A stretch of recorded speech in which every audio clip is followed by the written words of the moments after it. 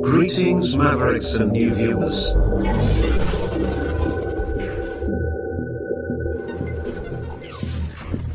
Tonight, direct and live from the Maverick News Network World Studios. This is Maverick News with Rick Walker.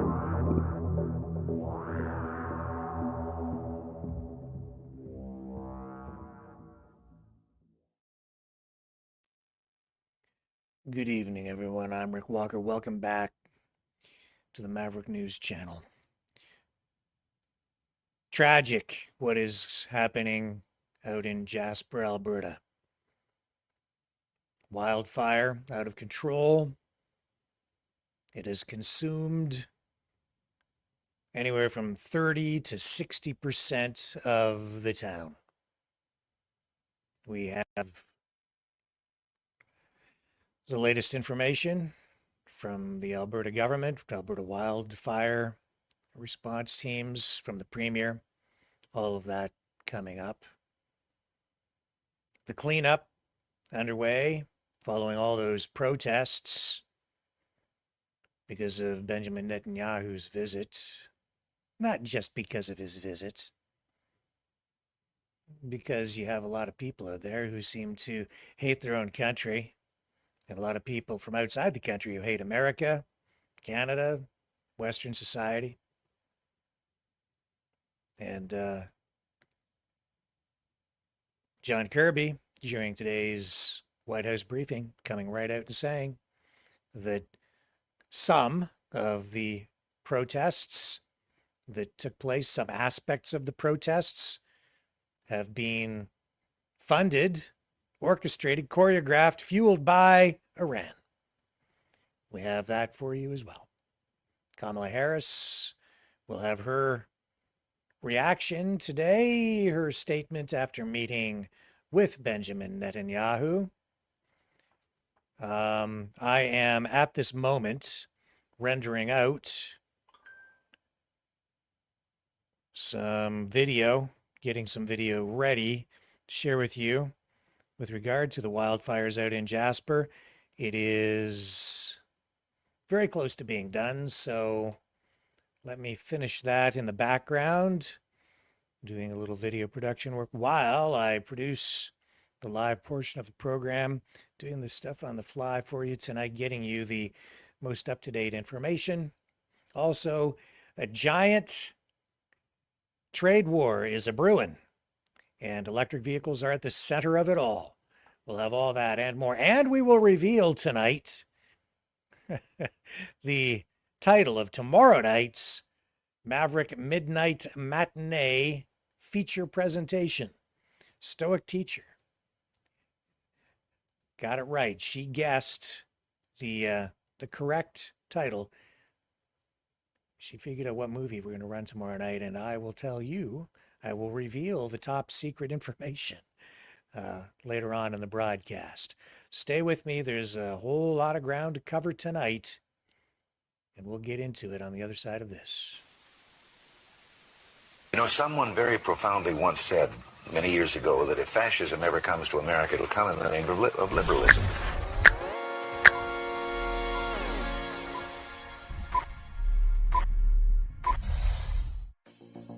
Well, I think it's time we ask ourselves if we still know the freedoms that were intended for us by the Founding Fathers.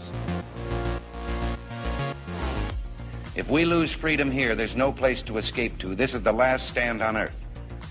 The entire world is watching. Every dictator, every crazy dictator in the world is watching.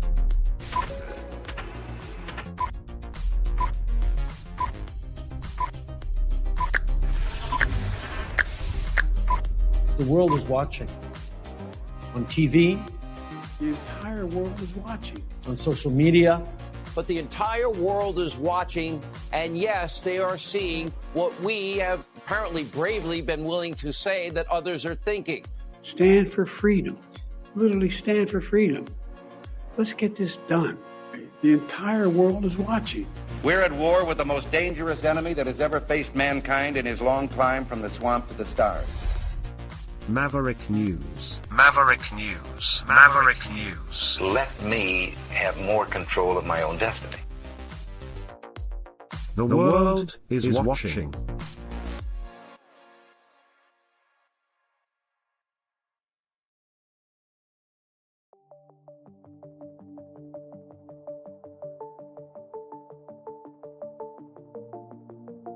Greetings, brave Mavericks.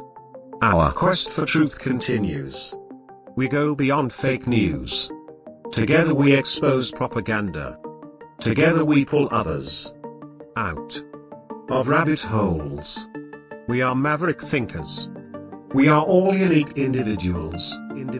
Defenders of individual rights and freedoms. Credible. Trusted. Grounded in reality. Maverick News. Maverick News. Defending free speech. Free speech. Donate at freedomreporters.com. Do it now. Tomorrow may be too late. Maverick News. The world is watching.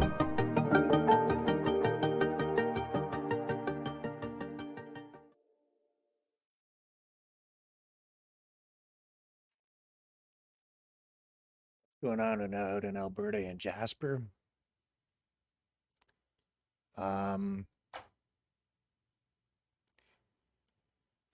Unbelievable.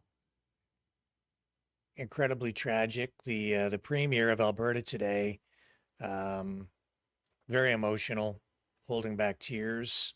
Danielle Smith saying that, early reports, they still have to assess things, assess the damage out there, but she says that between a third and maybe even 60% of all the buildings, everything in the town of Jasper, in that historic town, that Rocky Mountain resort, that magical place, may have been destroyed. That's potentially over half the town gone because of this wildfire. So she says that they don't know exactly which structures have been damaged, which ones destroyed, but it's massive, a massive, massive disaster, absolute destruction. So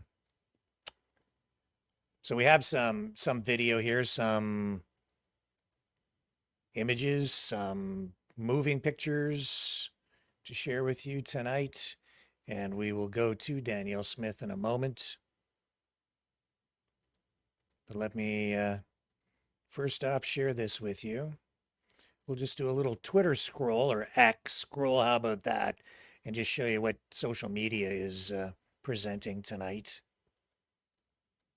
So here's Jasper National Park.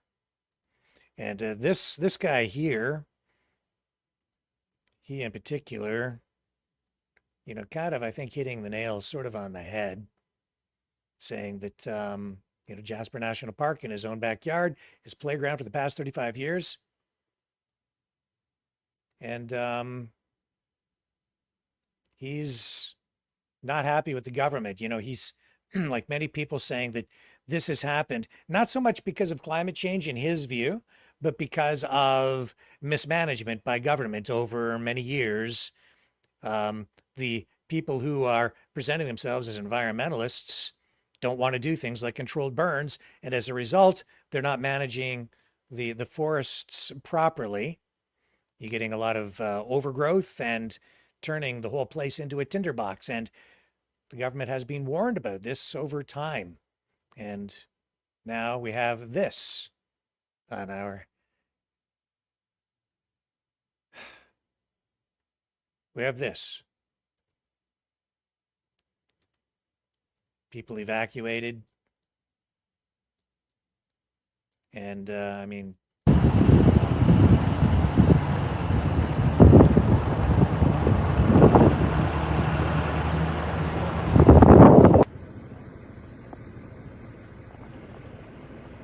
it really just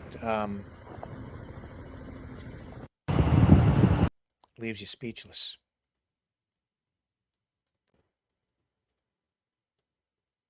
And yes, the work of firefighters to be commended, but of course, it really is the responsibility of fire officials, of politicians, to prevent these kinds of things. And some of this, could have been prevented.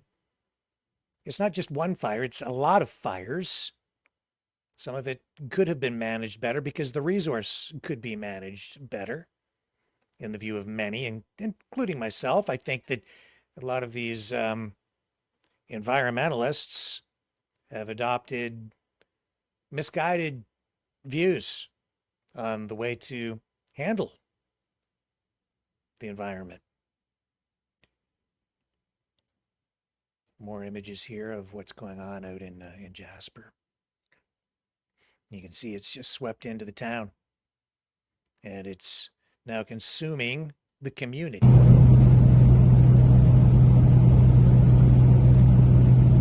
Premier saying that they will rebuild. The town has, the Albertans coming together, community spirit, resilience, people standing together, showing strength in the face of incredible adversity. Again, Western Canadians.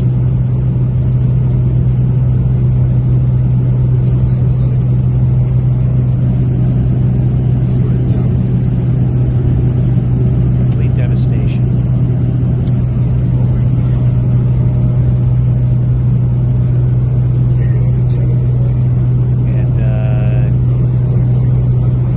Officials today saying that the majority of these fires are likely caused by lightning. And of course, we also know that statistics have shown from past seasons that almost half are caused by human beings, sometimes through careless use of campfires or discarding cigarette butts, hot exhausts off automobiles, and in some cases, arson. Absolutely devastating. I think we have I think we're ready for Danielle Smith and officials in just a moment. Let me take a quick break while I get the feed queued up here. Stay with me. More to come.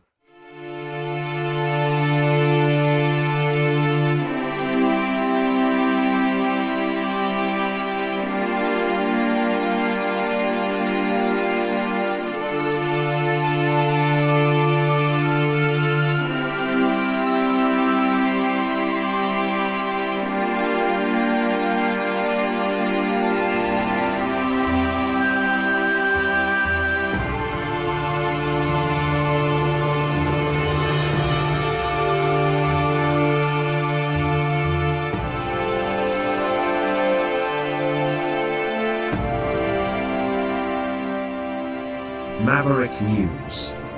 The world is watching.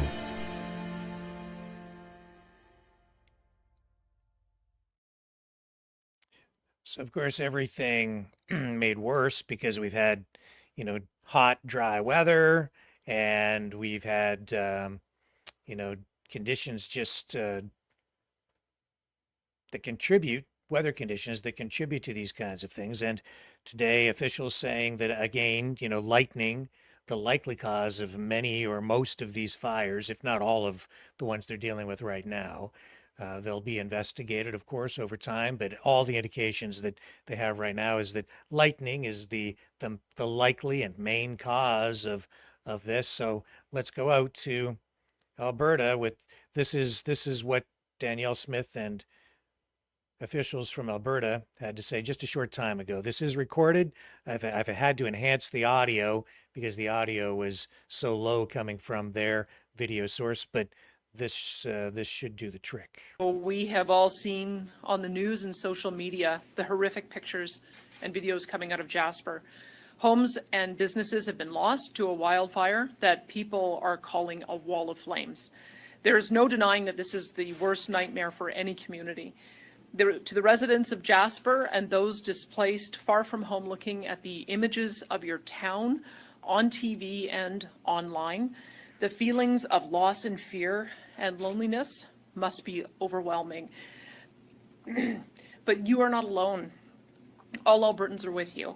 For many generations, the town of Jasper and the parks surrounding it have been a source of pride. With some of the most beautiful scenery in the entire in the world. Our grandparents visited to experience the majesty of this place with its mountains and lakes and meadows.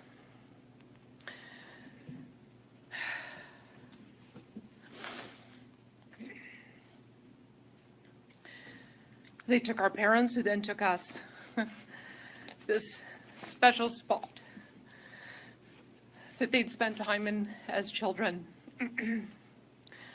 And now we take our own kids and our own loved ones and visitors from around the world to feel that same feeling that you get with your first glimpse of the mountains on the horizon.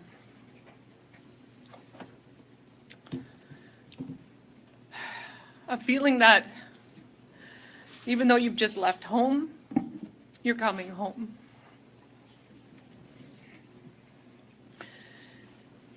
And so although those of us who experience Jasper as visitors can't imagine what it feels like to be a Jasperite right now, we share this sense of loss with all of those who live in the town, who care for it, and who have helped build it. Jasper, we will continue to stand by you, and as everyone works to get their feet back under them, and as we look forward to recovery. Right now, the wildfire is still out of control, and crews are working in dangerous conditions to try and protect critical infrastructure in the town. So to the brave men and women currently on the ground in Jasper, I want to express my deep gratitude and the gratitude of all Albertans. Whether you are part of the initial efforts or whether you were activated and drove in there last night or early this morning, there really are not enough words to express our thanks and our wishes for your safety and your success. Once again, you've put yourselves on the front lines in a show of true heroism. Thank you for your bravery and your commitment to keeping Albertans safe. Well, I will leave the specific details on the situation and the efforts of those fighting it to Ministers Todd Loewen and Minister Mike Ellis, as well as to our Alberta wildfire officials here with us today, Stephen Lacroix from the Emergency Management Agency and Christy Tucker from Forest. Let me assure you that Alberta is doing all that we can. Our Emergency Management Cabinet Committee meeting has been meeting daily for the last several days, and will continue to do so. I have been in communication with the Federal Minister of Public Safety, Dominic LeBlanc. He's the Minister of Public Safety, Democratic Institutions and Intergovernmental Affairs.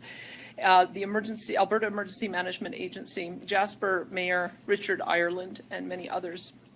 I understand that Minister LeBlanc is being briefed as we speak, and I look forward to meeting with Minister Harjit Sajjan here in Edmonton later this afternoon, where he will join us at our command center.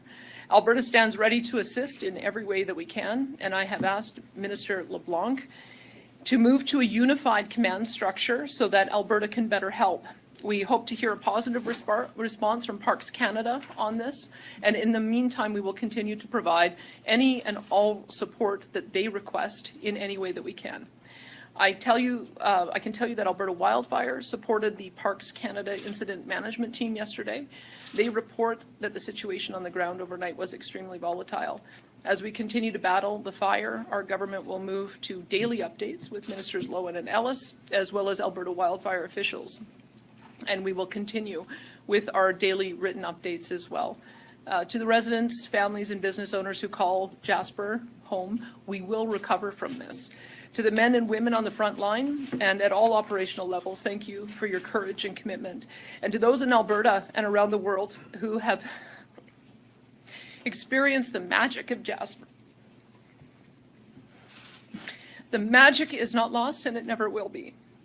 Alberta's government will provide the support needed to families and community to recover and to rebuild stronger than ever so that future generations can continue to experience this one-of-a-kind community and to feel the magic of being able to come home. Now, thank you, and I'll turn it over to Minister Ellis.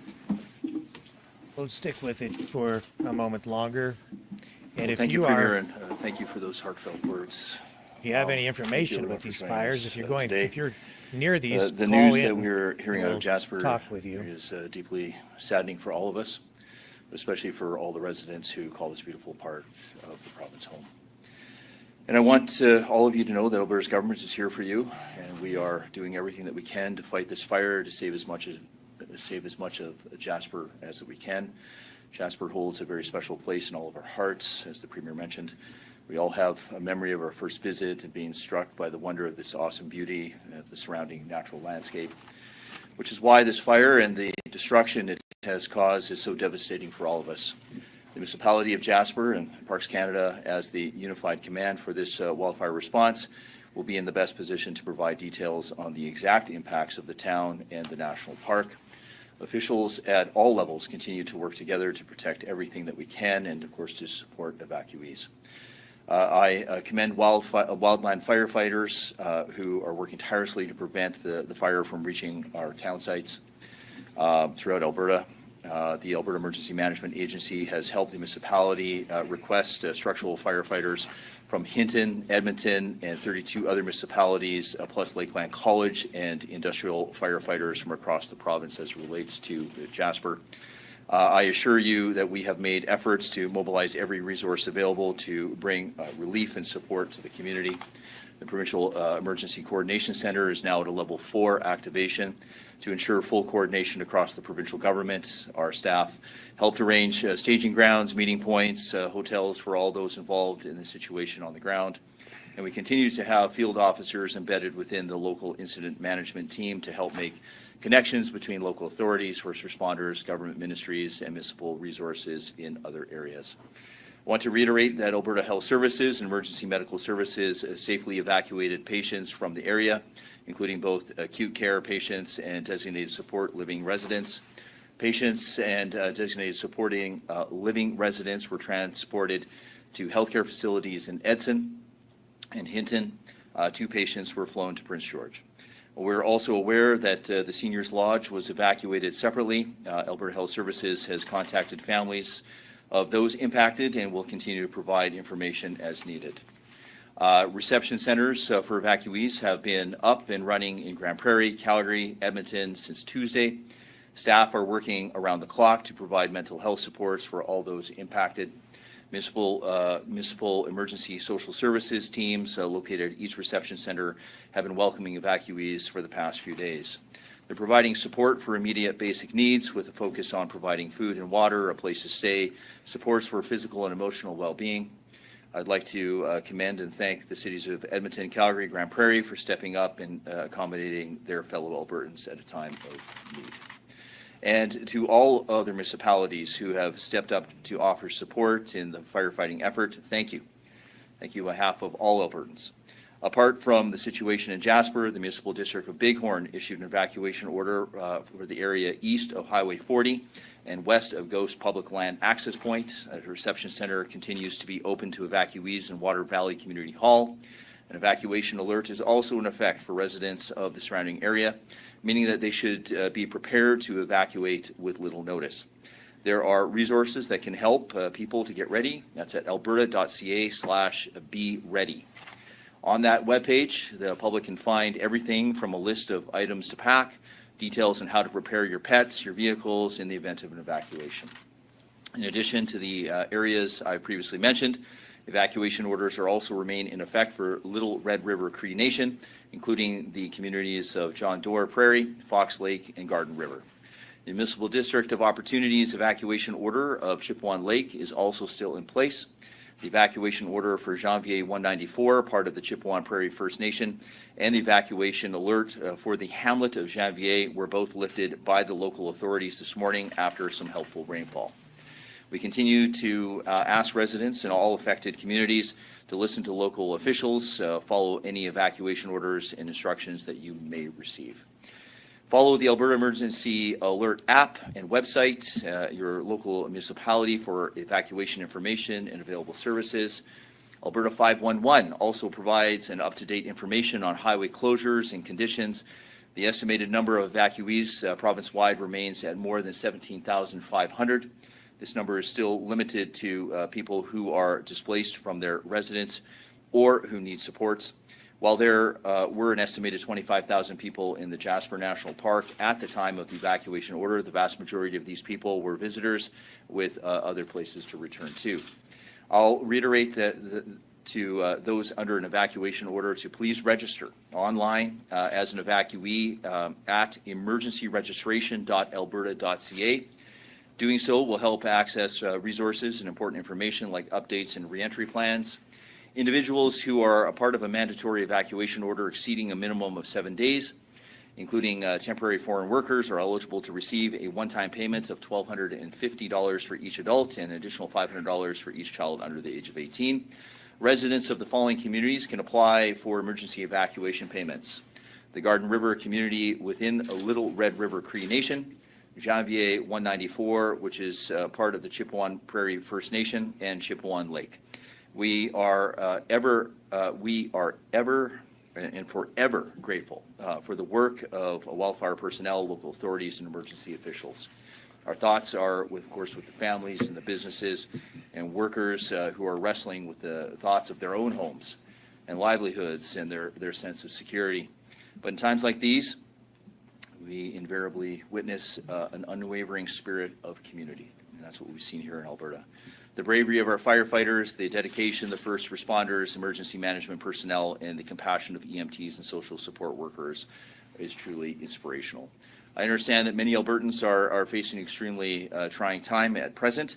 Know this, your fellow Albertans are with you. Alberta's government is here for you, along with our various interagency partners. We will continue to work diligently to support you, protect your communities. And I thank you, and I'd like to now invite Minister Lowen to make a few comments. Thank you. Okay, and we're going to come back to that in just a moment, but we have our first caller on the line. Who do we have on the line right now? Are you still there? Hello? Hello? There you are. Go ahead. Oh, yeah. You're live on the air. Introduce yourself. I'm Lady Jane. I'm named after a very famous weed. Okay. Yeah, and I just wanted to tell you, I'm the creator of Poets Market on the chat line. So I apologize if I've been rude to anybody, but I'm locked out of my channel, totally blocked. I got hacked. Okay. But I am the creator of Poets Market. Okay. Are you calling in because of the wildfires tonight? Well, kind of in a way, but I just called in because I've been offline and I really can't give much of an opinion on Chatline right now. And I just thought I'd just call in and say, you know, I haven't died in any fires, so I'm still here. I have been locked out, and I'm trying to get rid of this bug on my fucking computer. Okay, so, well, I appreciate that. Thanks for calling in, and okay, and we'll talk to you again later. Okay, bye. Thanks. We'll go back to the feed here. Hang on, here we go.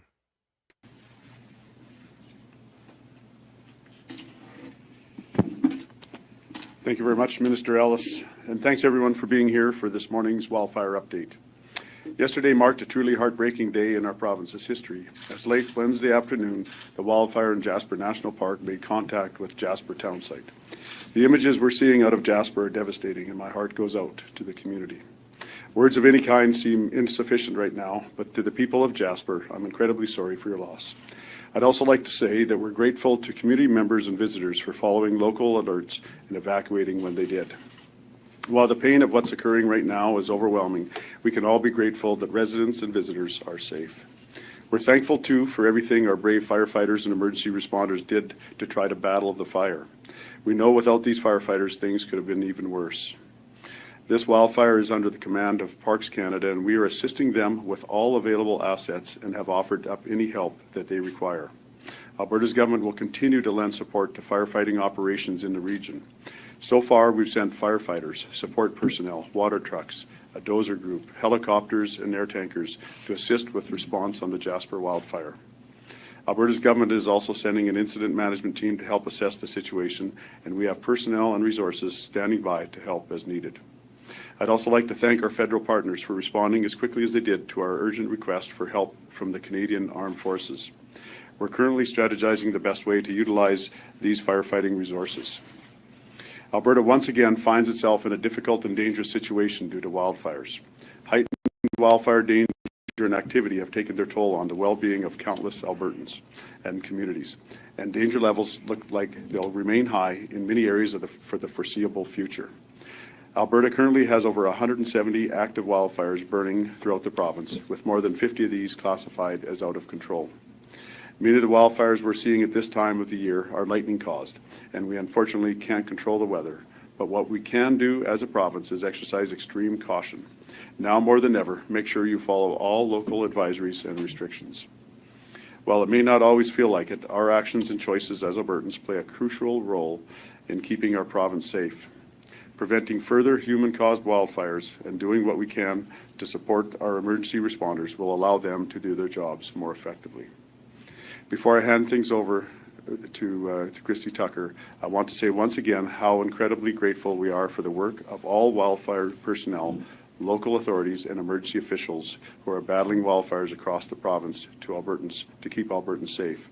Thank you as well to our provincial, federal, and international partners who did not hesitate to send their highly experienced and trained wildland firefighters to support our hardworking Alberta personnel. The situation unfolding in Jasper is gut-wrenching. Nothing will change that. But to the residents of Jasper, know that Alberta is with you. Thank you.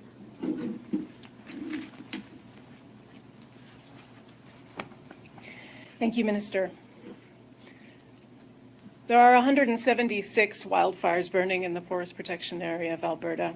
54 of those are out of control, 50 are being held, and 69 are under control. Rain in the northern half of the province has reduced some of the wildfire danger that we've seen there over the past week, but the danger remains extreme in the northeast and the south of the province. There's still smoke in the air, which may cause concerns for people around air quality. For information about the air in your area, you can visit wildfire smoke information on alberta.ca. We've seen this week the effect that strong winds can have on the intensity and spread of a wildfire. We're expecting more of those winds in the province today, which will raise the fire danger for those areas particularly that didn't get much rain. As others have said, we're grateful to the nearly 1,900 Alberta firefighters, contractors, and support staff who have been working hard in heat and difficult conditions this wildfire season. We're also grateful to the Australians who arrived this weekend, and we'll be welcoming at least 400 additional firefighters from overseas in the coming days. 100 firefighters from Jalisco, Mexico will arrive today. 200 from South Africa will be here tomorrow, and another 100 from Australia and New Zealand are expected Sunday and Monday. In addition, we welcome any assistance offered from the Canadian Armed Forces. These resources will be sent around the province to areas where they will be most effective in the wildfire response. Alberta Wildfire has been actively supporting Parks Canada in their response to the wildfires in Jasper. As the Minister mentioned, we provided water trucks, heavy equipment, helicopters, unit crews, and offered air tanker and night vision equipped helicopter support. We've also helped with wildfire intelligence and in assisting the relocation of the incident management team in Jasper. This is a high priority wildfire, and we have aircraft, firefighters, and more support staff standing by to help. An incident management team is mobilizing today and tomorrow in order to support that response. The loss in Jasper is felt by everyone in the Wildfire family, as it is by all Albertans. But we know we have a job to do, and our firefighters and support staff will be out there doing it today and for the rest of the season, whatever it brings. Thank you. Thank you. We'll now enter the media Q&A portion. We'll start off here with questions in the room before going over to the phones. There's just a microphone in the middle of the room here. Okay, we'll just pull out of that for the moment. And yeah, if you have something useful to say and you want to comment on the wildfire situation out in Western Canada, in particular out in Jasper, you can call 519-401-1373. I'll run the promo. If you have something of value to contribute tonight, that's the number to call. Let me find the promo here. Haven't run that in a while. There it is right there. I'll run the promo with the phone number. And again, if you have something of value to contribute to the conversation, here's how you can join the conversation. Okay, Mavericks, it's call-in time. Join the conversation. Call now, 1-519-401-1373.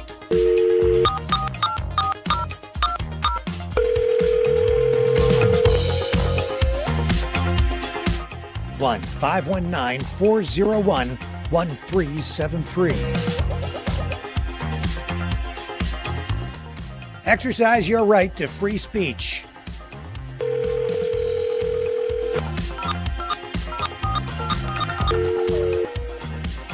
That's 1-519-401-1373.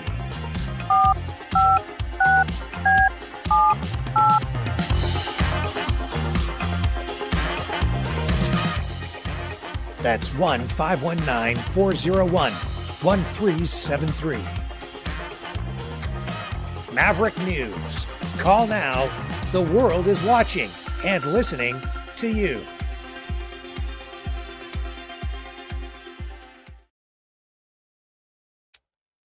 And there is more video, more images.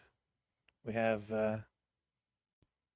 more of this feed off X. Let's take a look at some of these images.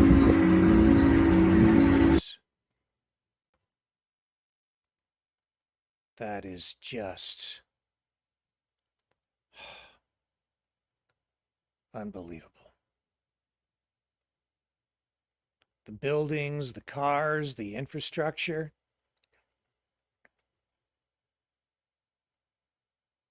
Nothing left.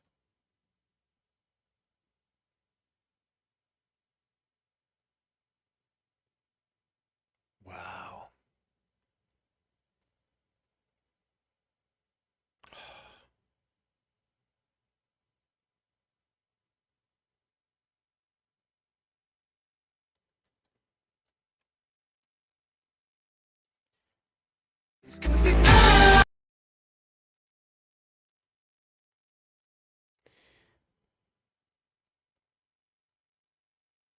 Very, very sad. Here's what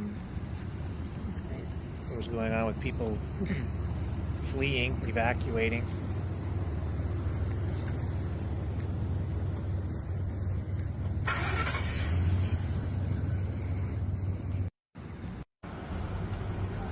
Huge lineups, traffic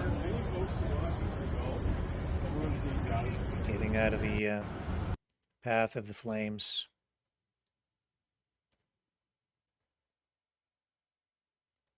Devastating stuff. And, you know, they've got a serious wildfire problem in California as well. And tonight, I believe we have it here. Yes, here it is here. A man has been arrested in connection with like this big California wildfire that has burned more than 71,000 acres. And in fact, we have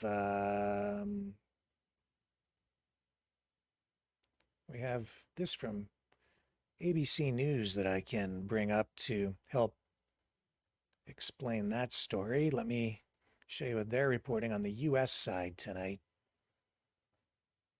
They have a problem over there too.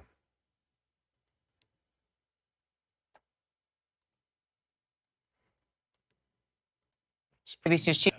And a massive wildfires prompting evacuations in Northern California. The park fires burning near Chico. So far, the fires scorched more than 6,000 acres. Smoke from the fire and several others in the region has also triggered air quality concerns.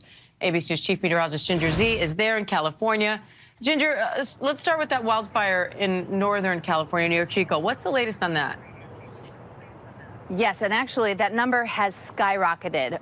As of 3 p.m. yesterday, it was around 6,500 acres. Now, more than 45,000 acres, Diane. And so it is just exploding in size, and it's only 3% contained. There are definitely evacuations. We've seen some chatter about people that were stuck potentially in cars. We've got this video here that really showcases how quickly it's burning. I mean, you'd have to burn some 2,000 acres per hour in that time to achieve the numbers it has. And watch this video where you see that propane tank likely next to a home explode. And so there's a lot of threats happening at this moment, and we're going to be, of course, watching not just the park fire, but there are 88 large active wildfires across the American West. So the smoke, yes, going to be a problem, not just there in Chico in Northern California, but Boise, Idaho had some really difficult air quality. And this is the kind that makes it to the surface and makes it difficult for people, especially that have any sensitivities to it, but for everybody else too. It's that thick. And they are getting smoke from fires in Canada down into the U.S. as well. And a 48-year-old arson suspect linked to starting a fire in the area of the Park Fire in Butte County, near the city of Chico, has been arrested. And he is in jail without bail at the moment. The district attorney there, Mike Ramsey, has not yet released the suspect's name. He was allegedly spotted just around 3 p.m. local time on Wednesday, and then was arrested and taken into custody, I guess, after that. The car, there was, he was pushing a car that was on fire down a gully called Alligator Hole near the town. It went down this embankment and then burned completely, and then the flames from that spread, causing all of this devastation in that area. So here, I'll bring this back up because there are more images here from that fire in California. And of course, people in Jasper, distraught,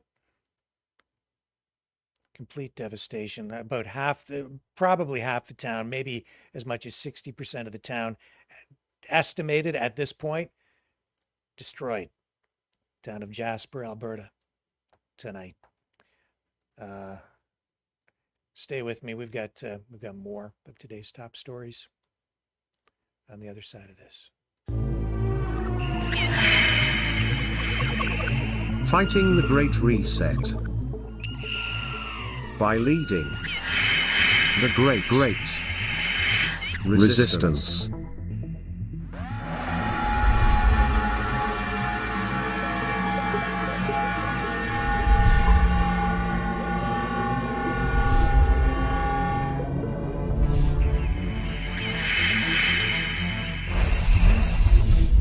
Maverick News.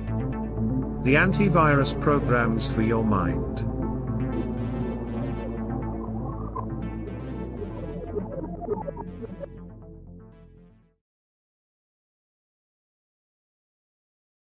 He's a fighter.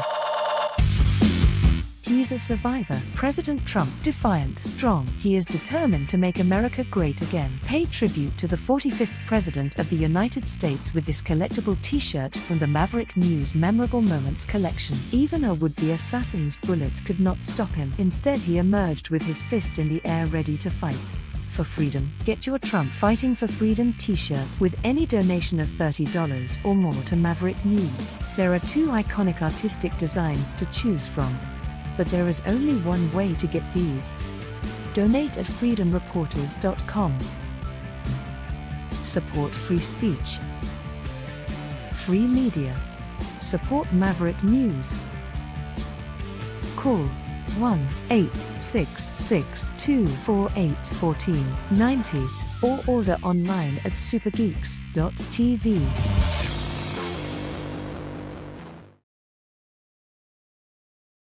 And yeah, if you donated and you're waiting for one of those shirts, we are getting them produced. So it's just taking a little bit of time, and I am behind on sending out some of the orders for shirts. So please bear with me. I appreciate your patience. I'm just waiting for some inventory to come back in because we just have very, I don't have 1,000 of these things produced. And we ran out of a couple of sizes because I just didn't have a lot ever to begin with in stock. So anyway, working on all of that stuff. But thank you so much for the support. And it won't be long in coming. We had to get a minimum number of orders for these Trump shirts. And we're almost there. But regardless, the production will commence. It is commenced, has commenced. It is on the underway. So again, thank you for persevering. We'll get those out to everybody. And yeah, Stoic Teacher. We're going to talk about you because you got the answer right. What movie are we going to be running tomorrow night? That was the quiz. That was the $1 million question, or $64,000 question. Whatever. Here's Justin Trudeau. Let's go back to the wildfire situation.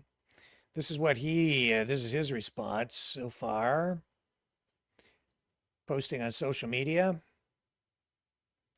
On X, formerly known as Twitter. He says, just convened an incident response group meeting on the Alberta wildfires. Every federal agency is coordinated, sending resources to Jasper, deploying evacuations, support to the area, and reinforcing firefighting efforts on the ground. And then some responses. Unacceptable Jeff saying Jasper would still be here if Justin Trudeau wasn't Prime Minister. And Anti-Taxer says, you're so awful at your job, just go away forever. And more footage available here out of Chico, California. Amazing footage. Share some of this with you. Here we go. Devastation down there too.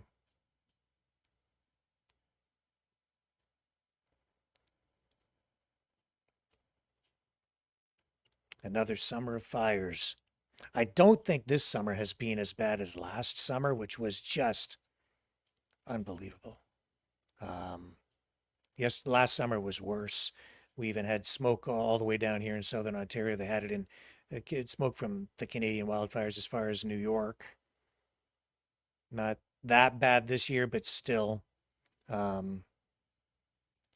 bad season. And of course, what's going on in Jasper right now?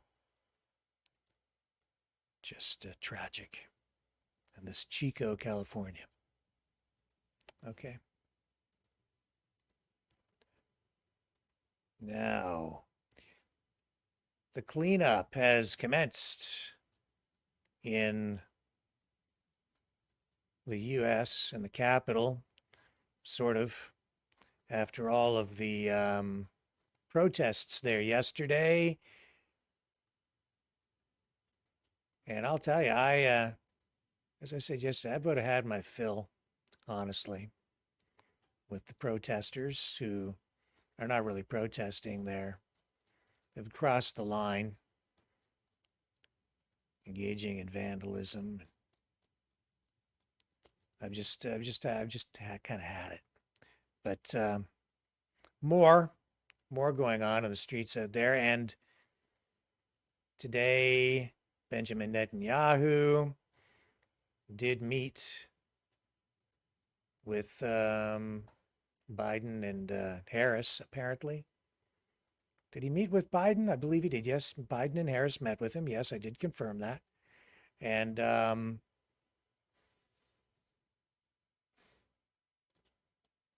we've got this now from Kamala Harris.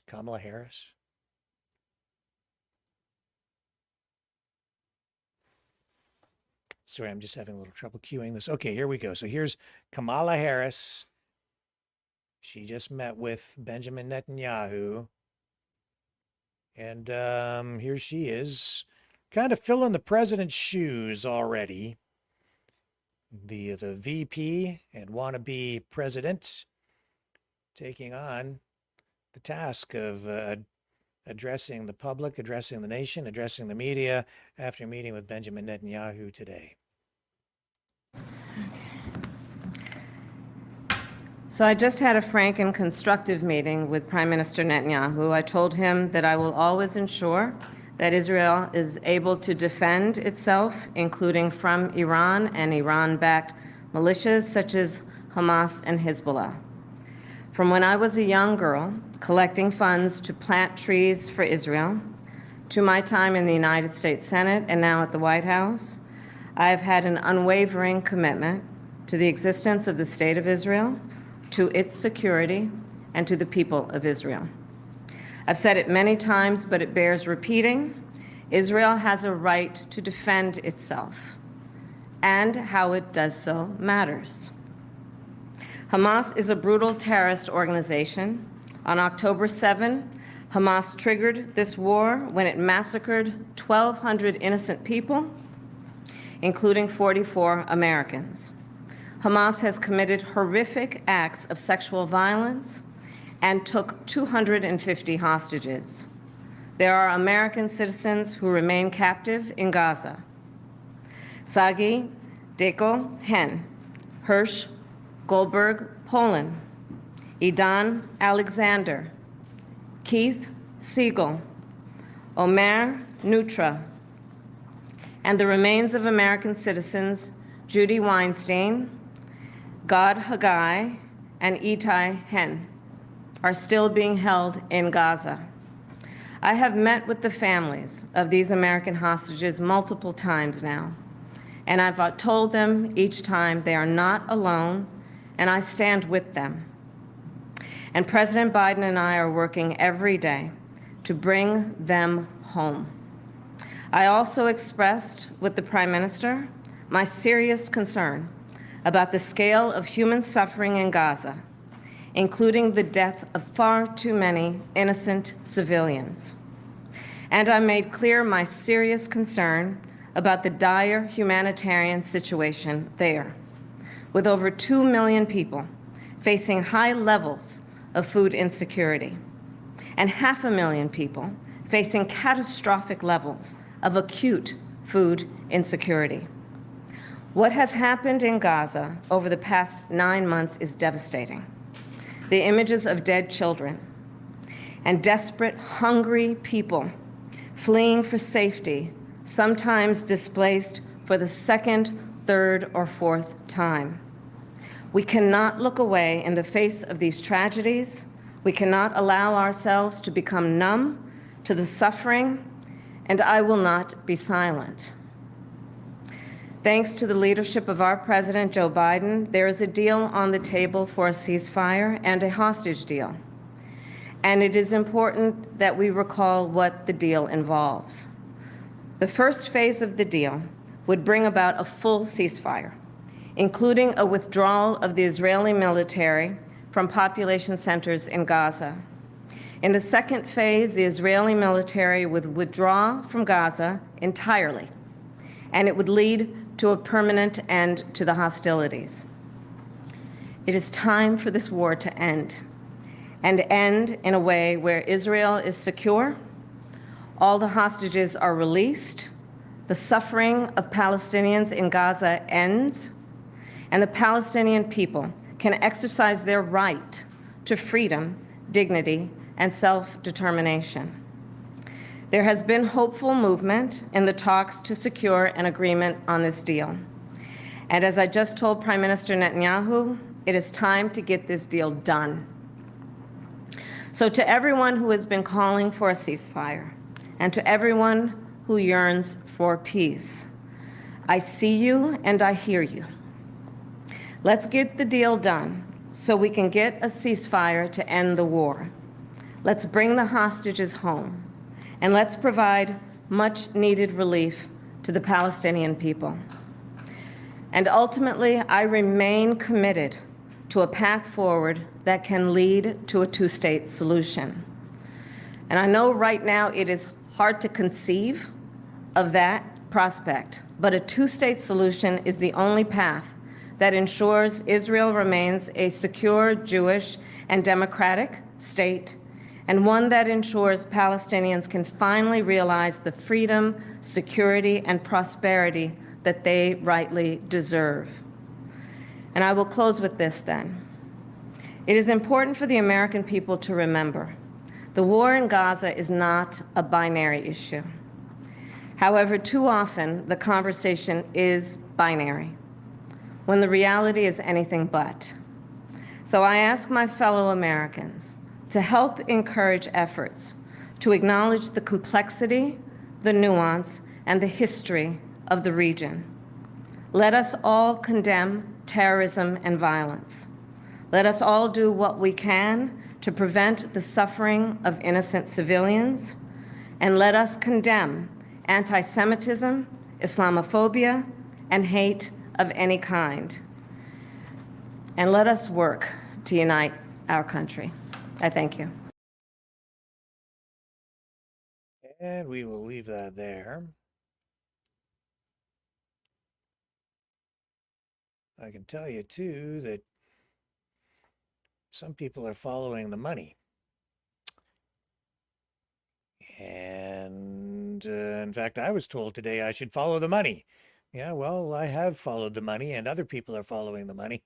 And as a result, this video has been enhanced with some graphics by some people who are doing just that, following the money all the way back to unions who seem to be helping to coordinate these protests. The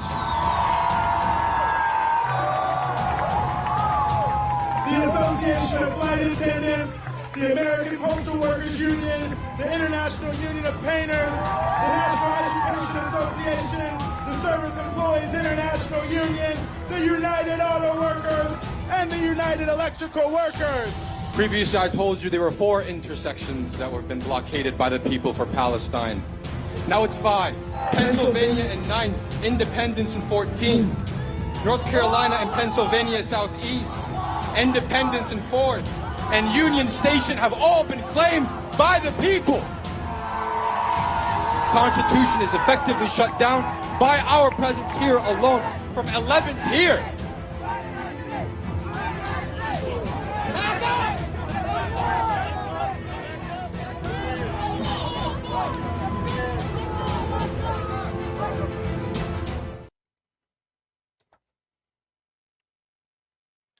That was interesting.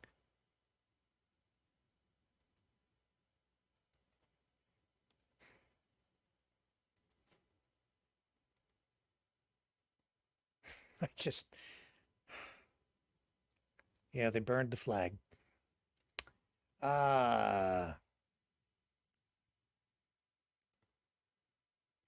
John Kirby, White House press conference today, coming out, addressing some of this, and saying some of this has been choreographed, supported, fueled, promoted by Iran. Here he is.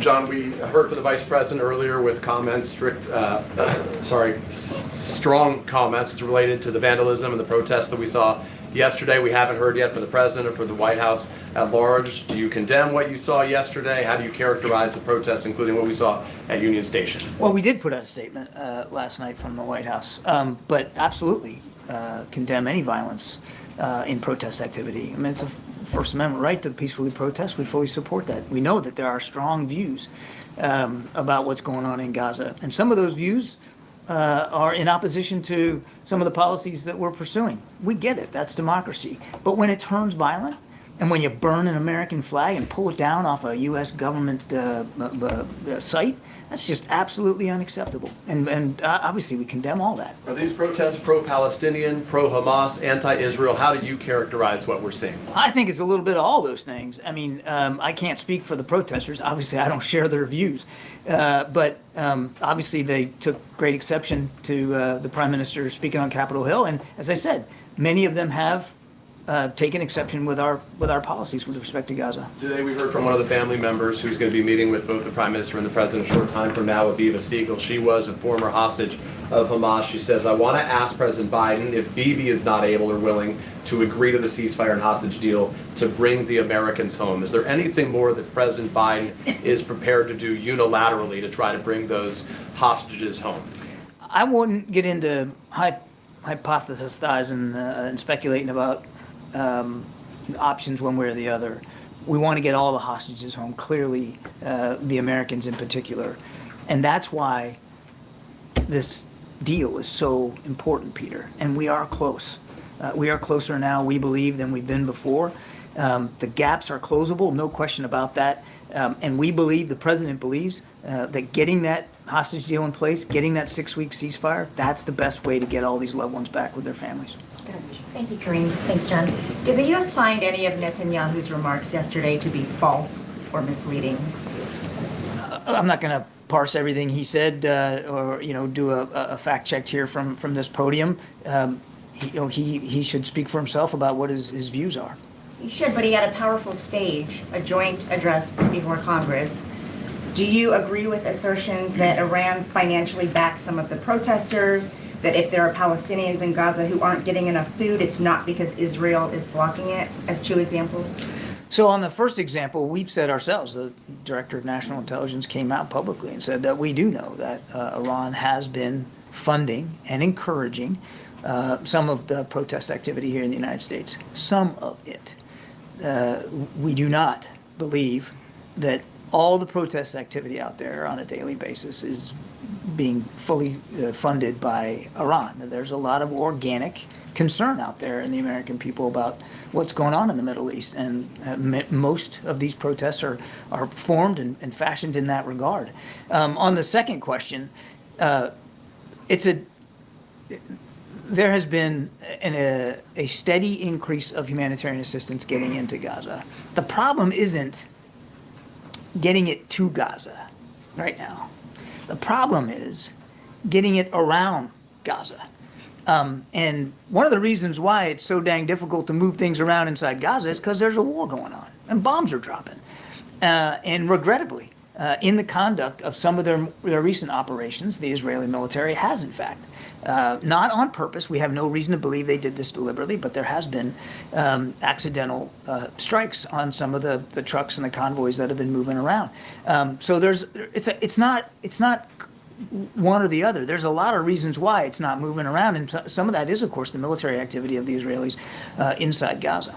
And then, now that the vice president is the likely Democratic nominee, has she communicated with the president whether a Harris administration's Israel policy would be the same or different as his? You would have to talk to the vice president's office and the campaign for that. I would just, before we leave that though, just want to remind, she's been a full partner in our policies in the Middle East, particularly with our policies towards Israel and the war in Gaza, a full partner, been involved in nearly every conversation that the president has had with the prime minister, and very much engaged throughout.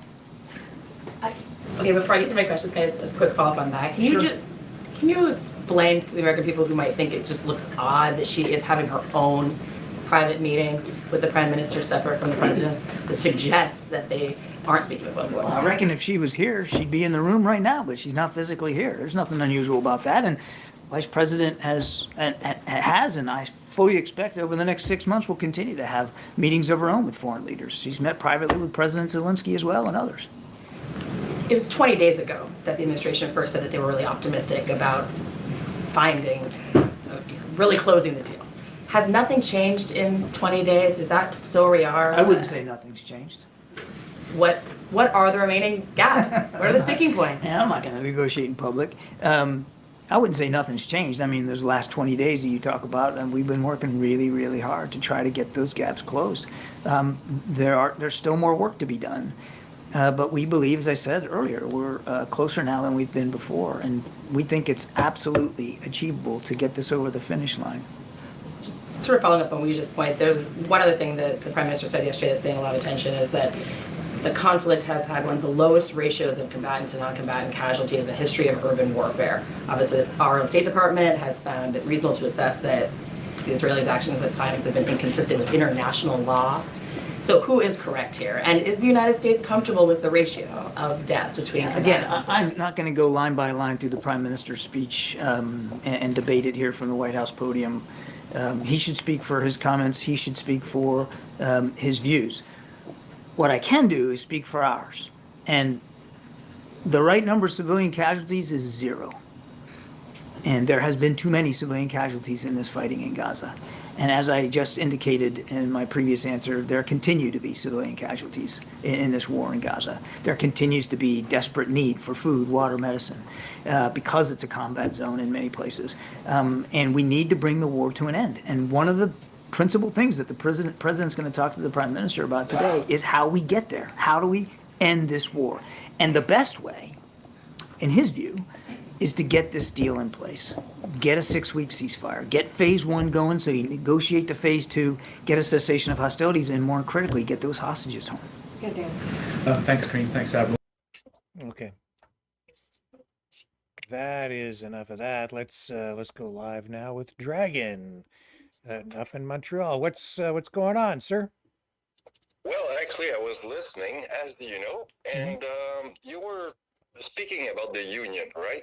Yes. Union being involved into the pro-Palestinian protest. Well, that's the allegation that was put forth in that video. Yeah.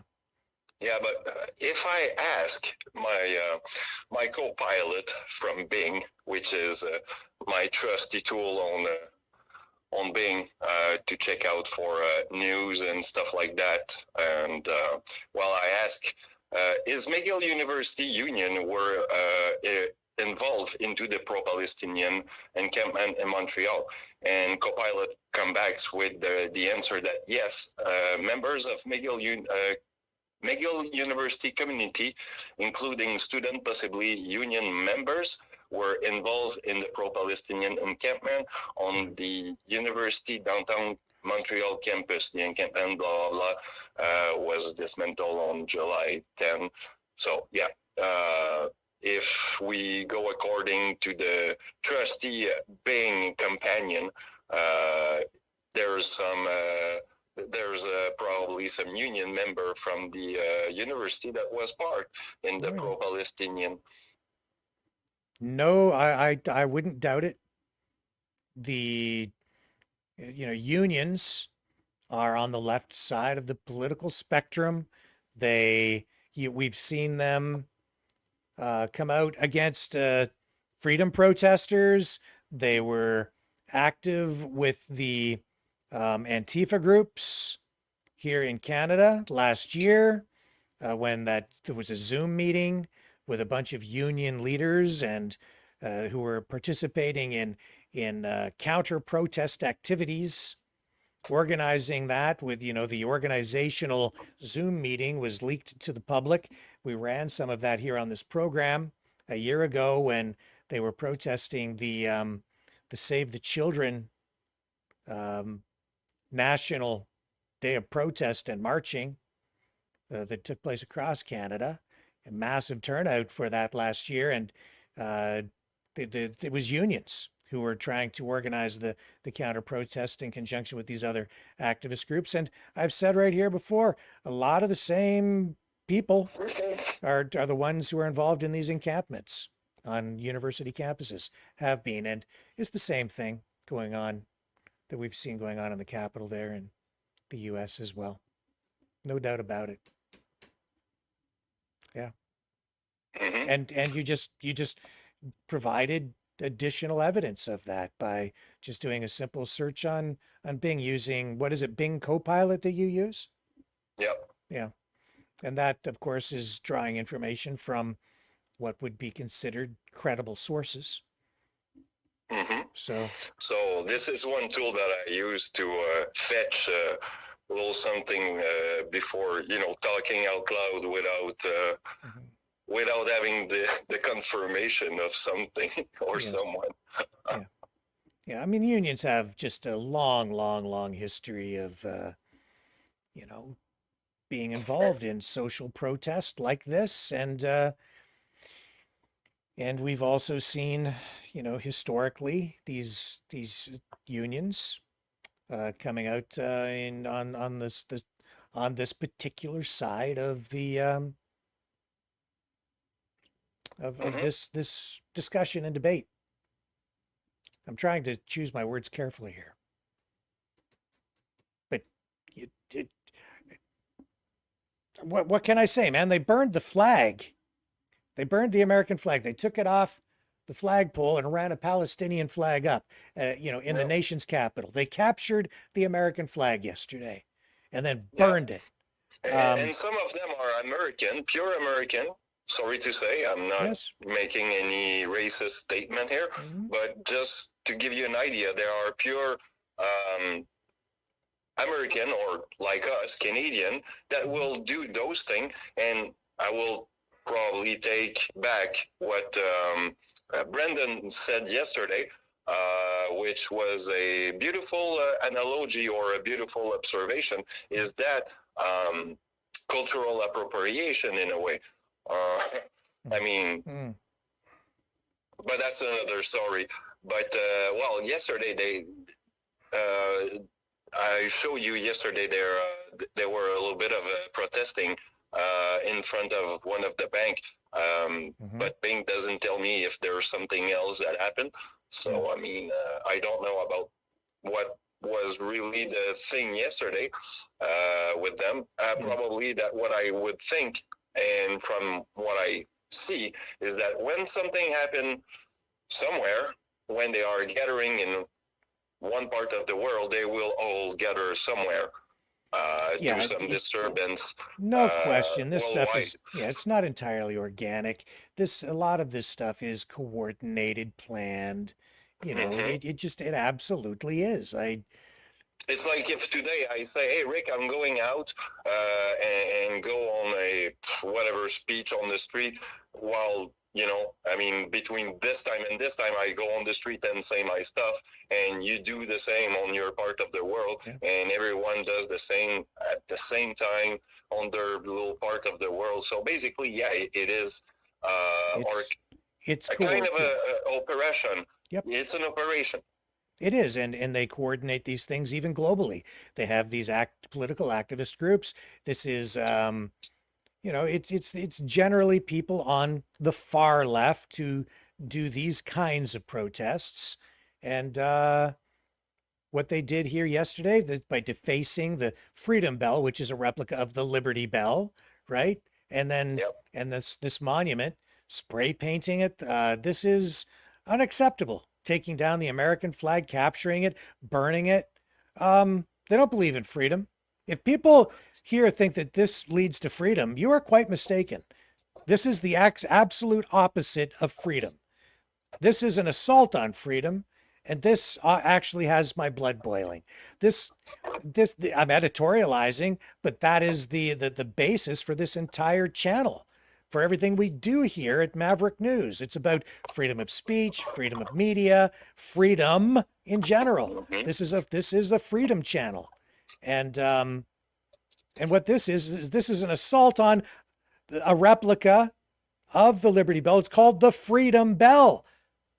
And they've defaced it. And then, they just have no respect, because they have no regard for freedom. These people are not about freedom. They sit and whine and complain if their free speech is hindered in any way. But then they turn around and conduct a direct assault on freedom, because they hate America. They hate freedom. They absolutely do. And that's why Kamala Harris, quite right to come out and say that these protesters, she didn't say it in the address that she just gave here, but she came out earlier and said that these protesters are unpatriotic. And I agree with her. I do. Actually, I don't agree much with Kamala Harris or the Democrat Party in America, but I'm agreeing with this statement that it is unpatriotic and it shouldn't be. And just for the people that doesn't know, Freedom Bell commemorate the spirit of freedom and anti-communism. Yes. So, yeah, I mean, you're destroying this beautiful part of history and a memoriam against anti-communism.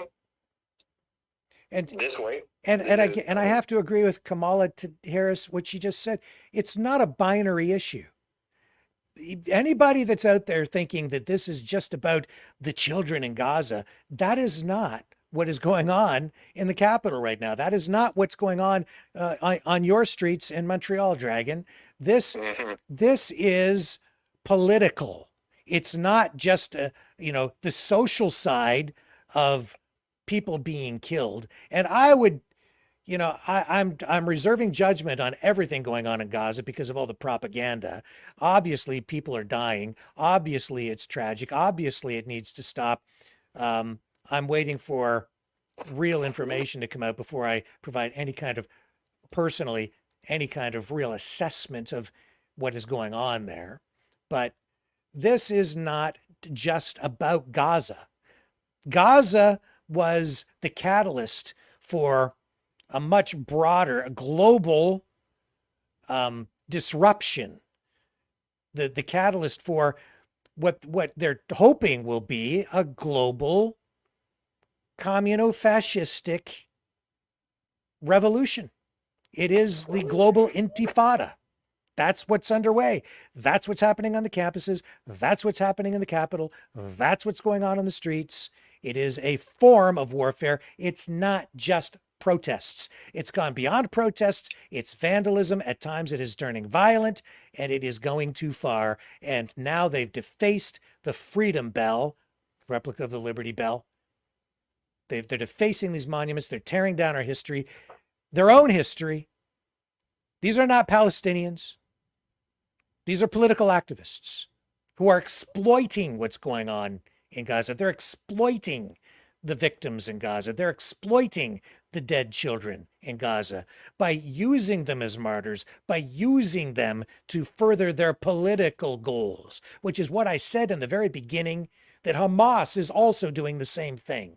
October 7th put these civilians in harm's way because they knew Israel would react in this way. And I condemned Israel for doing it too, because they are engaging in the wrong kind of activity. It was a trap, and they've fallen into it. So they've lost the support of the public worldwide because of their reaction to what happened on October 7th. It's dark, it's sinful on both sides.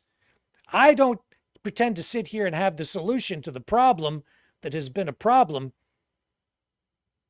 for not just decades, but thousands of years. But for crying out loud, it's got to stop here. It's got to stop. This has gone too far. That's me editorializing. But I've had it up to my eyeballs. We're about freedom. These people are not about freedom. These people are about the opposite of freedom, and they're sucking some people right into the abyss with them by duping them, by saying that, by they're twisting words, twisting definitions, redefining things, rewriting our history. Mm-hmm. And you're totally right in a way, because if you were to be pro-freedom this much, you wouldn't turn down a pro-free speech journalist in the making, if you will, even if he's a noob in that career. I mean, you would listen to the guy and probably have a conversation with the guy, just to see what you got to say. Yeah. And as much as I don't agree with the approach that Israel is taking in Gaza, I have to acknowledge that the assault on America, the assault on Canada, the assault on Western society is not coming from Israel. It's coming from the other side, which is Hamas, Hezbollah, Iran. It absolutely is. We have to, and if that's what you want, just, you can have your opinion, but that's not freedom. That is authoritarianism. That's collectivism. That's communism. And it is actually also fascism. It's communofascism. It's the convergence of these things. The old labels don't really quite apply anymore. They've come together. They're coming together, the extreme left and the extreme right. And that is what we're seeing in the streets. And it's all being promoted, facilitated, funded even by unions, foreign governments. And you just heard John Kirby talk about that. They know, they have intelligence. And he's just acknowledging that from the podium today at the White House. This is coming from, not all of it, but some of it from Iran, some of it from unions, some of it from other governments, some of it from political activist groups. And I'll tell you this, as much as Kamala Harris is sitting there saying some of the things that I agree with here, she's a Democrat, and a lot of this is coming from her own party. And then it's also coming from the libertarians. It's coming from people who pretend to be libertarians, who are in with them, anarchists, communists, like real communists. Well, it's money dump kind of thing. Yeah, it's just very disruptive. It's chaotic is what it is. And Take an example of what happened with the Contra. I don't remember when the Contra was, but I think it was around Cuba, right? The Iran Contra deal, you mean? Yeah. Yeah, I that was mean, in the Reagan era. The U.S.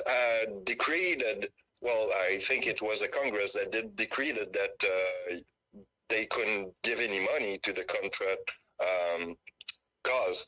Yeah. So what they have done is that they have sold some weapon to Israel, if I'm not mistaken, and the money that Israel was sending was back to the contract. So basically, it was a hush-wash money kind of thing. Yeah, they were funneling money through Central America and activities down there so that they could get the weapons and things. But don't get my word on the Israel thing. I'm not sure, but I think it was Israel. Yeah, it was they were doing things in a roundabout way that wasn't really proper, and that was the Iran-Contra scandal. But we can dig into that another night if we need to. That was back in the 1980s. The analogy is similar. No, I wouldn't say it's similar at all. Not really. It was a different kind of story, totally different scenario altogether. The way that the money comes from one pocket to the other. Nope. Totally different story, Dragon. Different scenario. Right. No, we can discuss it another night. It was not cool, and Oliver North had to testify, and there was all of that stuff that happened. But I'm old enough to remember it. I remember that was a totally different kind of deal. Trust me on this. It's not an area for comparison. All right. Yeah, it's not a good thing, but it was different. Anyway, we can dig into that another night. Anything else you want to share with us this evening before we sign off, sir? No, that was basically the comment I wanted to do about the union being part of the McGill University encampment. Yeah. So. Yeah, and I know, and a lot of people have the best of intentions. They think they're out there protesting because, I guess, they just want to show that they're upset about kids being killed. I get it. I totally get that. I have no beef, I have no beef with anybody that just is upset about children being killed. I'm with you. Okay, but don't be a useful idiot. That's not what these protests are really about. They're out there burning the American flag. That doesn't save any children's lives. That honestly is misguided.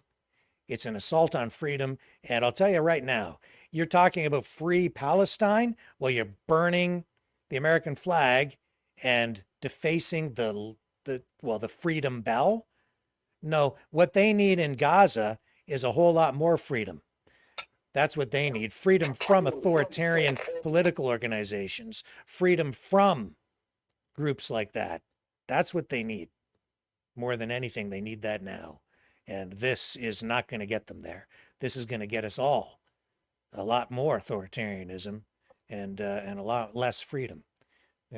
People need to really, you got to wake up. No, yeah, they got to wake up. They really do. They are so misguided. They know not what they do. They really don't. Anyway, Dragon, thank you so much for calling in. My pleasure, sir. Okay. And Mavericks, have a good night. Okay. More to come. Don't go away. He's a fighter. He's a survivor. President Trump, defiant, strong. He is determined to make America great again. Pay tribute to the 45th President of the United States with this collectible t-shirt from the Maverick News Memorable Moments collection. Even a would-be assassin's bullet could not stop him. Instead, he emerged with his fist in the air ready to fight. For freedom. Get your Trump Fighting for Freedom t-shirt with any donation of $30 or more to Maverick News. There are 2 iconic artistic designs to choose from. But there is only one way to get these. Donate at freedomreporters.com. Support free speech. Free media. Support Maverick News. Call 1-866-248-1490 or order online at supergeeks.tv.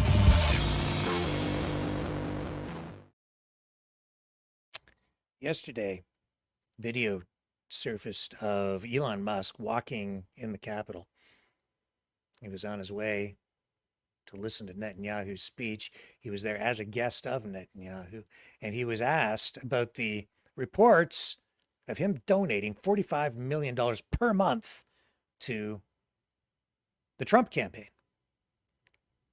As he was walking, he said, and I had to listen to it a couple of times, but he said that was the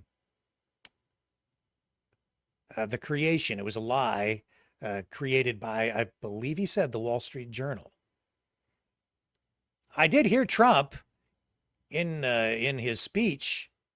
I don't think it was during the RNC address. I think it was before the guy took the shots at him in Pennsylvania.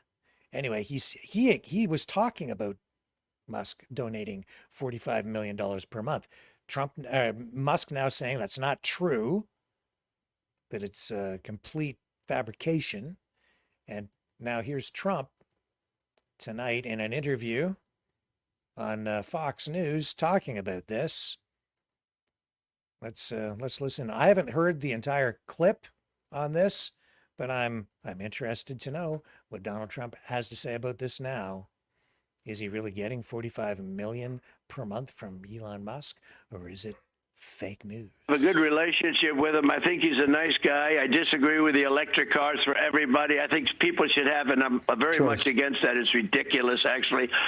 You want a gasoline-propelled car, or you want maybe a hybrid. You want to have a choice, and that includes electric. But no, Elon and I have a very good relationship. As you know, he endorsed me very strongly. Somebody told me he was going to give me $45 million a month. I said, that sounds like a lot. And even for Elon, that's a lot. But he was going to give me $45 million. There was a reporter that wrote it. Right. He never told me he was giving me $45, but he did say, I strongly endorse you, despite the fact that I'm against the electric car mandate. You know, the irony is 4 years ago and 8 years ago, social media was on the other guy's side. And here you've got a good. Okay, so that clarifies things a bit. So Trump being misled, I guess, by some fake news that was out there about the $45 million per month. You'd think that with that amount of money coming in, a candidate would know, right? But especially when, because of that, I saw some of these live streamers who also hate America going on and on about how this shows you why the system is so corrupt because obviously Elon Musk is just controlling Trump with the 45 million a month. I saw somebody go on for a half an hour about it when that came out. And then Trump's like, I guess he's giving me 45 million a month in his speech. And now the whole thing turns out it's not even true. The whole thing is not true. So, who knows what the hell to believe anymore? Even the candidate is duped. The candidate who thought he was getting 45 million a month, maybe it's because they get so much money coming in, he can't keep track of it all. Even when somebody's giving you $45 million a month, it's kind of like, I don't know. Maybe he is, maybe he isn't. Somebody said he was, but I got so much money that I don't know. I thought he was. Oh, well. Easy come, easy go. You can't miss something you never had to begin with, I guess. Incredible money. But that's what it takes, I guess, to run a successful campaign and become president. It takes a lot of money, doesn't it? Yes, it does.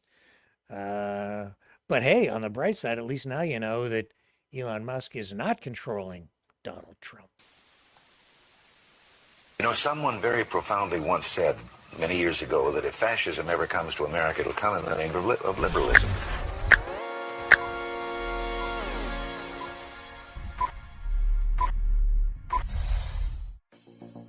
Well, I think it's time we ask ourselves if we still know the freedoms that were intended for us by the Founding Fathers. If we lose freedom here, there's no place to escape to. This is the last stand on Earth. The entire world is watching. Every dictator, every crazy dictator in the world is watching.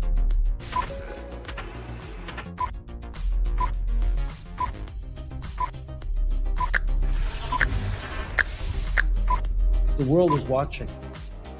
On TV, the entire world is watching. On social media. But the entire world is watching, and yes, they are seeing what we have apparently bravely been willing to say that others are thinking. Stand for freedom. Literally stand for freedom. Let's get this done. The entire world is watching. We're at war with the most dangerous enemy that has ever faced mankind in his long climb from the swamp to the stars.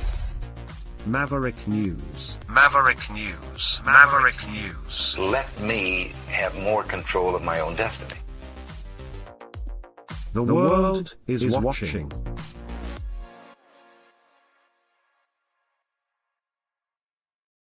Oh, hang on here a second. Let me see. No, that won't be the call we should be taking on the air. Let me just to clarify what Dragon was talking about, the Iran-Contra affair. So I was alive because I'm really old, all right? The Iran-Contra scandal was a significant political scandal in the U.S., happened in the 80s. The scandal occurred during the Reagan administration. It involved two main operations: the sale of arms to Iran and the illegal funding of Contra rebels in Nicaragua.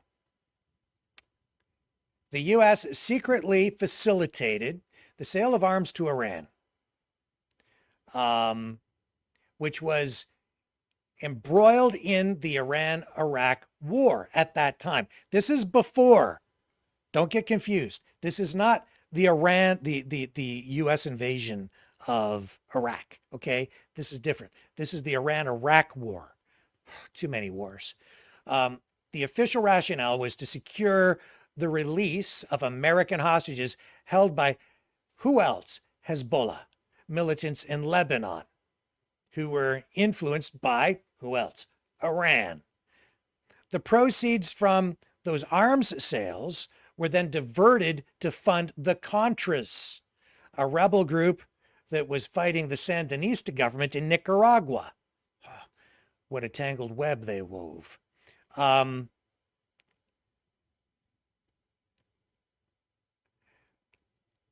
Congress had prohibited further aid to the Contra rebels through something called the Boland Amendment. The operations were exposed at one point by a Lebanese magazine. And then investigations that ruled out after that revealed the extent of the operations and the involvement of high-ranking officials. And then some of the officials were convicted of charges related to the scandal, but many of the convictions later overturned or pardoned because of presidential powers. And that scandal tarnished the Reagan administration. I'm a big Reagan fan, but what they did was wrong. It was an end run around the system, but it also showed the power of the presidency. Donald Trump, it plays into everything he's been talking about with regard to presidential immunity.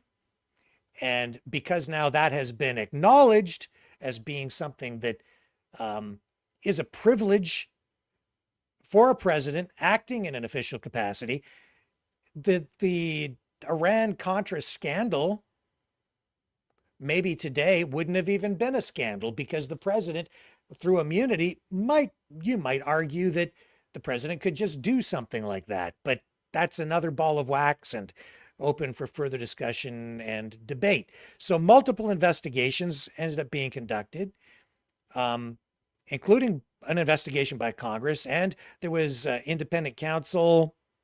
Can't remember the name. The investigations, though, uncovered a lot of details about operations, and that led to multiple indictments. And then Colonel Oliver North ended up testifying as part of these investigations. That was really famous. That's what really stuck in my mind, his involvement in all of that. But, you know, he was a patriot trying to do the right thing, but got caught up in this political end of basically laundering aid to go to a foreign country in order to facilitate the release of hostages. You can fault Reagan for it if you want to, but you know, that was such a tangled web, and the circumstances surrounding that were so different. What we saw there, not related to these protests and things we're seeing, a totally different scenario. We could talk more about the Iran-Contra scandal in another program, but I just wanted to just clarify what that was really about. It's not really quite in a similar vein to what we're talking about here tonight with these protests and the flag coming down. Where did I want to go after this? Oh, yes. We just heard from Trump, right? Talking about the electric vehicles. Well, there is a massive trade war that is just beginning. And at the very center of all that, electric vehicles. Don't go away. I've got a report all queued up and ready to rock and roll, talking about tariffs and what, you know, the Biden administration, what Kamala Harris, how she's going to approach the economy, and how Trump views the use of tariffs, especially where they're related to electric vehicles. All this coming up on the other side of this.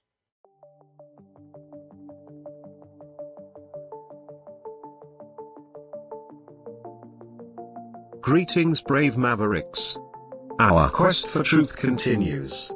We go beyond fake news. Together we expose propaganda. Together we pull others out of rabbit holes. We are Maverick thinkers.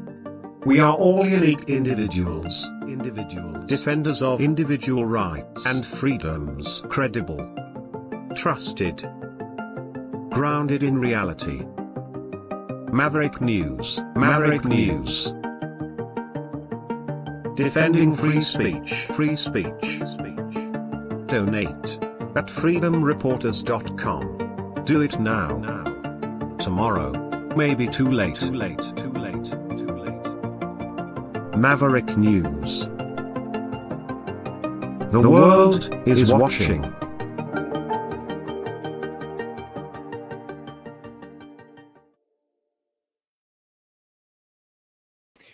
It appears we are at the beginning of what will be, or as what is shaping up to be, a massive global trade war, and it's all centered around electric vehicles. Chinese EV manufacturers, intensely competitive. In fact, in China, which is now the world's largest automotive market, BYD, which is backed up by investment from Warren Buffett, has overtaken Tesla as the top EV manufacturer and seller in China itself.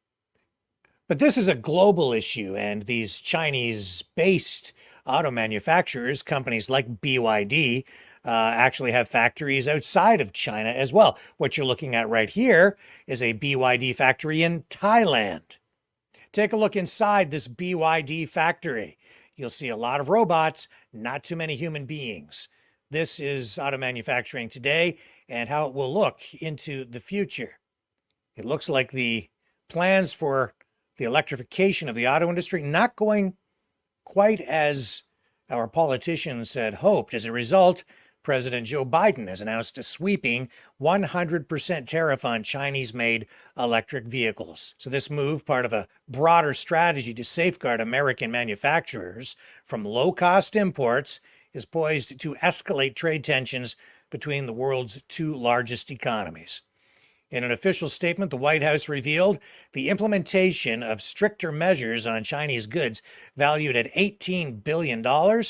This follows a comprehensive 4-year review aimed at preventing an influx of subsidized Chinese products from disrupting the U.S. market and impeding the growth of the American green technology sector. Of course, Donald Trump has addressed this many times in his speeches, most recently at the Republican National Convention. And I will end the electric vehicle mandate on day one.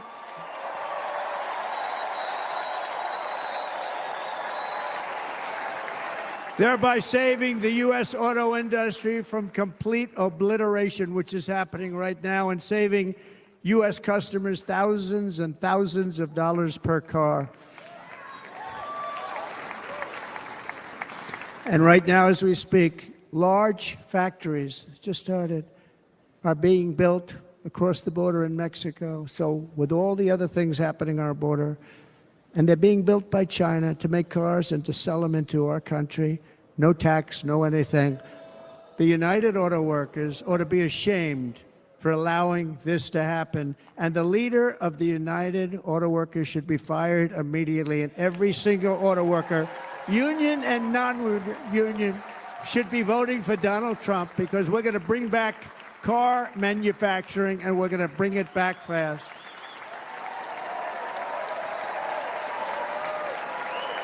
They're building some of the largest auto plants anywhere in the world. Think of it, in the world. We're going to bring it back. We're going to make them. We don't mind that happening, but those plants are going to be built in the United States, and our people are going to man those plants.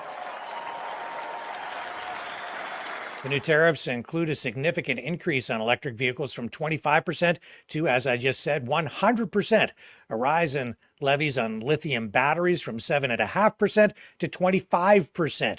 Critical minerals from 0 to 25%. And solar cells and semiconductors from 25% to 50%.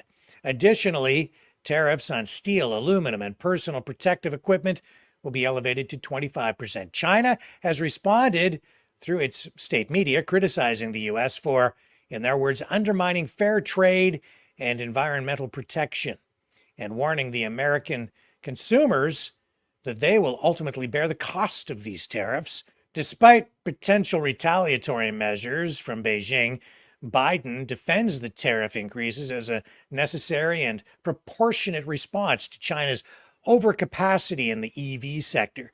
Sources indicate that China produces 30 million electric vehicles annually, but only sells 22 to 23 million domestically. So those criticizing China's approach to the electrification of the auto industry say this is creating an intentional surplus. It's intentional overproduction. It seems the Chinese are focused on supplying the entire world with EVs. Even Canada now is finding inspiration for tariffs in Biden's policy and has now entered into a consultation period, after which it looks like the Canadian government may also invoke the use of tariffs to protect Canadian workers in the auto industry. Canadian auto workers and the auto sector, however, are facing unfair competition from China's intentional, state-directed policy of overcapacity that is undermining Canada's EV sector's ability to compete in domestic and global markets. Chinese producers are quite intentionally generating a global oversupply that undermines EV producers around the world, including here in Canada. That is why we are here today. Our government is taking clear, strong, decisive action to protect Canadian workers, to level the playing field, to prevent oversupply, and to prevent transshipment through Canada. Since taking office, Biden has introduced several initiatives, including the Inflation Reduction and the CHIPS Act, aimed at strengthening U.S. industries in high-tech sectors and key battleground states ahead of the 2024 election. Now it looks like the tariff torch will be carried forward by Kamala Harris, who recently did a national tour talking about the economy, and yet strangely, during this national tour focused on the economy, she rarely ever mentioned the auto industry or EVs, instead focusing on the social aspects of economic development. We are putting over $1 trillion, by my calculation, on the streets of America over the next 10 years to invest in a clean energy economy, adaptation and resilience to extreme climate occurrences, federal contracts. What we are doing with the CHIPS and Science Act, we are investing in semiconductor manufacturing here in the United States because we know, and we learned if we didn't know before during the pandemic, this supply chain thing can really mess you up. And we need domestic production and manufacturing of some of these essential needs.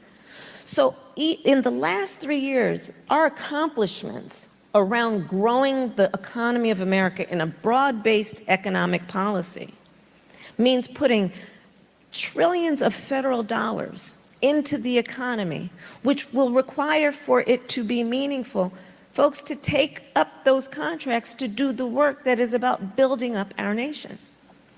So that's part of why I'm here, is to ask everyone here, help me get out the word of what we are doing, and that the Small Business Administration, as an example, and we have representatives here, we have the Deputy Secretary of Commerce here, the Deputy Secretary of Treasury here, help get the word out about what is available, because too often, like I said, Black folks are 3 times less likely to apply for these things. But we got to let people know that it's there so that they will apply and take advantage of what we are doing, including we have finally gotten rid of the prohibition on people with a criminal record being able to apply for SBA loans. We just got rid of that. Now, many mainstream media outlets seem to be portraying Biden as taking a different approach to dealing with competition from electric vehicle manufacturers, yet the reality is what he's really done here is he has taken a page out of Donald Trump's platform. You know, when I came to office, the conventional wisdom was that China would inevitably surpass the United States. That's not the case anymore. In reality, Chinese automakers now account for more than half of the electric vehicles produced in the world. And as they build scale, cost advantages, and expertise, speculation is rising that Chinese EV brands are going to flood the global market. And right now, as we speak, large factories just started are being built across the border in Mexico. So with all the other things happening on our border, and they're being built by China to make cars and to sell them into our country, no tax, no anything. The United Auto Workers ought to be ashamed for allowing this to happen. And the leader of the United Auto Workers should be fired immediately. And every single auto worker, union and non-union, should be voting for Donald Trump, because we're going to bring back car manufacturing, and we're going to bring it back fast.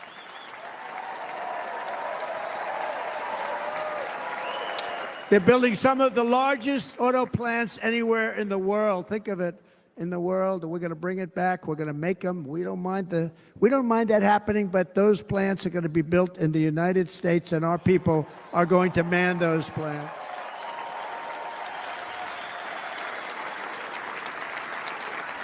And if they don't agree with us, we'll put a tariff of approximately 100 to 200% on each car, and they will be unsellable in the United States. Now, these tariffs in North America will begin to take effect even within the next couple of months. And this is really just, I think, the first battle or skirmish on this front.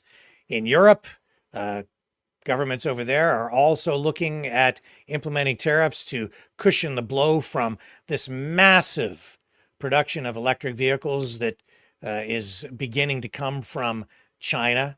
And these vehicles are high quality, they are much lower cost, and it signals a real challenge, not just to the auto industry, but the entire economic system in the West. This very simple formula will create massive numbers of jobs. We will take over the auto industry again, and many, many hundreds of thousands of jobs. We lost so many jobs over the years. If you go back 20, 25 years, they've stolen, going to China and Mexico, about 68% of our auto industry manufacturing jobs. We're going to get them all back. We're going to get them all back, every one of them. Alternatives to tariffs in the future could include forcing China to produce vehicles not just in China, but also in North America or in European countries. But we'll have to see how this all plays out over the long term. The information war is raging. Truth without integrity is worth nothing. Maverick News. Because those who have power and those who seek it must be held accountable. The world is watching. Join our family of truth seekers. Donate today and add your voice to the chorus of Maverick Knights. Donate at maverickdonations.com. Truth. Integrity. It's the Maverick way.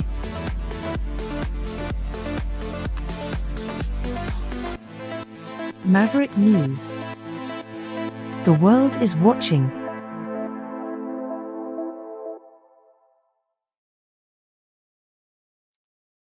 Okay, so Stoic teacher got it right. She got a little help from a friend, but Stoic teacher figured out what our feature presentation will be tomorrow night on Maverick Midnight Matinee.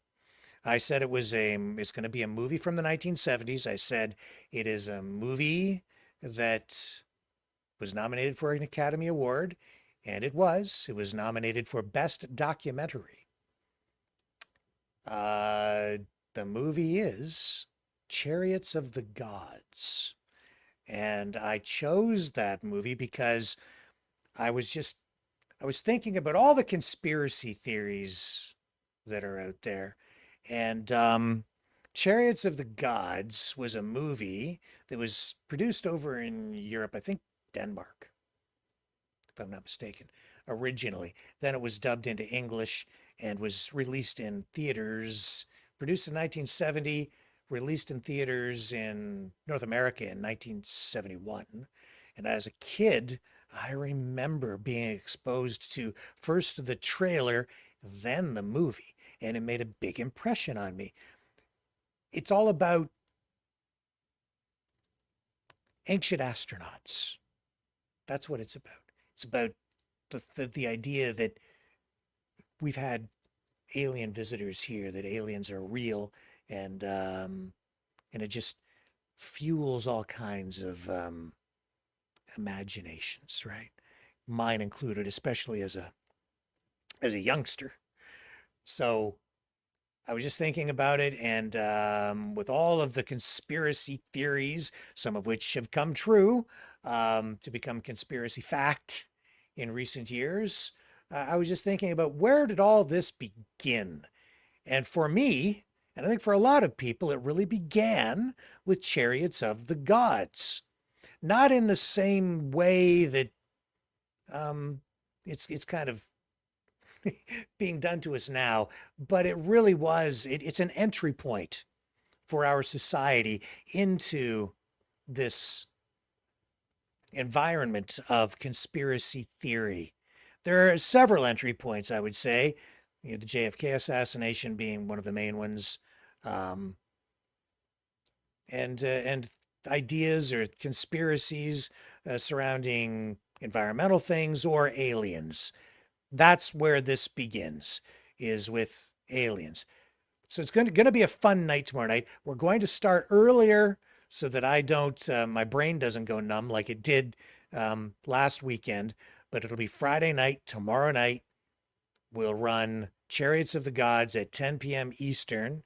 You guys can join in on the conversation at some point. I don't know if I'll have any guests. Maybe one of our regulars will join me, or maybe a couple of them. I don't know. The more the merrier, I guess, tomorrow night as we run Chariots of the Gods. I'll give you some background on the movie.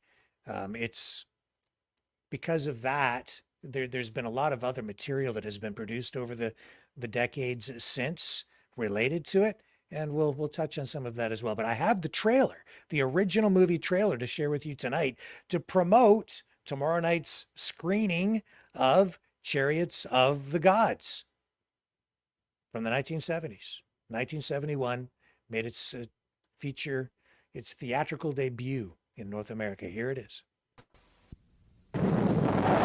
Chariots of the Gods, the international bestseller by Eric von Däniken that shattered conventional theories about history and archaeology.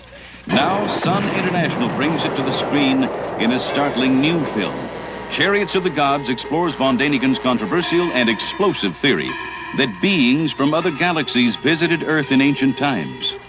Did a genius from another world design the pyramids? Is there evidence of a prehistoric airfield in the Andes? And what about the giant stone faces that brood over Easter Island? All over the Earth, the evidence is there. For an intriguing, fascinating, mind-opening experience, see Chariots of the Gods, rated G. Tomorrow night on the Maverick News Channel at 10 p.m. Eastern. Be there or be square. It's going to be a wild ride on a cosmic carpet back to 1971, right here on the Maverick News Channel. So I'll see you all then. Thanks everybody for hanging out tonight. It's been a slice. Catch you at 10. Well, I'll catch you at 7 for the regular Maverick News program tomorrow. Then we'll take a little break, and then we'll have Maverick Midnight Matinee starting at 10 p.m.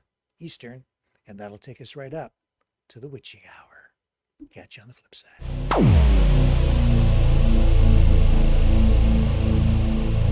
This has been a Maverick Multimedia production.